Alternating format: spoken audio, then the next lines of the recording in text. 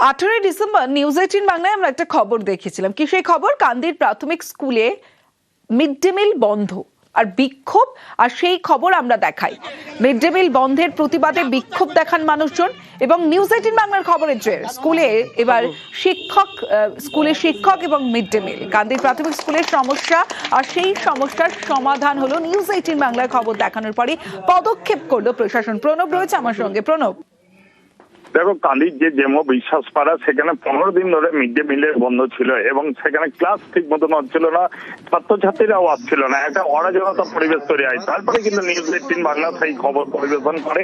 তারপরে কিন্তু প্রশাসনের পক্ষ থেকে আশ্বাস দেওয়া হয়েছিল অবিলম্বে ব্যবস্থা নেওয়া হবে এবং আজকে কিন্তু নতুন শিক্ষক একজনকে নিয়োগ করা হয় এবং স্বাভাবিকভাবে মিড ডে মিলও শুরু হয়েছে এবং আজ থেকে বাচ্চারাও কিন্তু স্বাভাবিকভাবে পড়াশোনা শুরু হয়েছে এবং স্কুলের ছাত্রছাত্রী এবং অভিভাবক কিন্তু এর জন্য নিউজ 18 বাংলাকে ধন্যবাদ জানিয়েছে, কারণ নিউজ 18 বাংলার খবর পরিবেশন হওয়ার পরেই কিন্তু নড়েচড়ে বসে প্রশাসন। তারপরে কিন্তু নতুন একজন শিক্ষককে নিয়োগ করা হয় এবং তারপরে কিন্তু স্কুলে স্বাভাবিকভাবে পড়াশোনা আবার আজ থেকে শুরু হয়েছে।